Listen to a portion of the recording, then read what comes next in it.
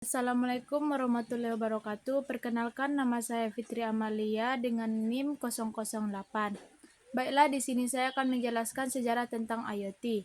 IoT ini kepanjangannya adalah Internet of Things, yang merupakan konsep yang menggambarkan konektivitas antara berbagai perangkat fisik melalui internet untuk saling bertukar data.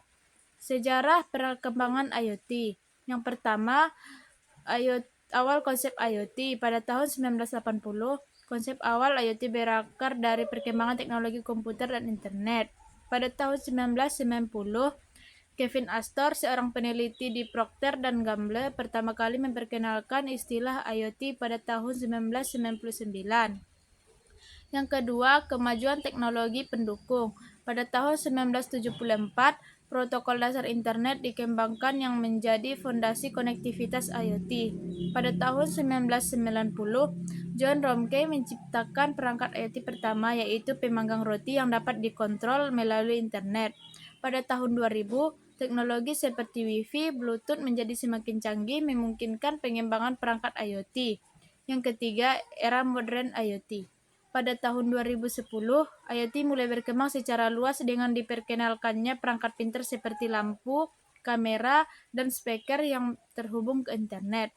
Pada tahun 2013, IoT mulai diakui sebagai tren besar dalam teknologi. Penetrasi smartphone, sensor murah, dan jaringan internet yang lebih cepat mendorong adopsi IoT. Pada tahun 2016, konsep industri IoT muncul mengintegrasikan IoT dalam sektor industri seperti manufaktur, transportasi, dan energi. Yang keempat, IoT di masa kini. IoT saat ini mencakupi berbagai bidang seperti rumah pintar, kota pintar, kesehatan, pertanian, dan transportasi. Yang kelima, masa depan IoT. Diperkirakan akan ada miliaran perangkat IoT yang saling terhubung dalam beberapa tahun mendatang. Baiklah, itu merupakan sejarah tentang IoT. Saya akan melanjutkan dengan keuntungan dan kerugian IoT. Keuntungan IoT ini berupa yang pertama, efisiensi dan otomatis, yang kedua, penghematan biaya, yang ketiga, peningkatan produktivitas, yang keempat, peningkatan kesejahteraan dan keamanan, yang kelima, pengumpulan data yang lebih baik, yang keenam, dukungan untuk lingkungan. Baiklah, saya akan lanjut kepada kerugian IoT.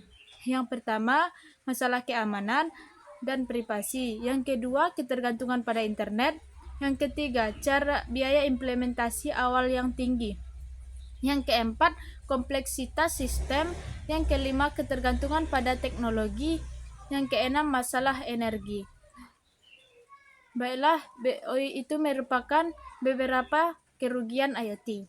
Saya akan melanjutkan ke cara kerja IoT. Cara kerja IoT yang pertama, perangkat atau sensor. Yang berfungsi, perangkat IoT dilengkapi dengan sensor untuk mendeteksi data fisik seperti suhu, kelembapan, cahaya, tekanan, gerakan, dan sebagainya.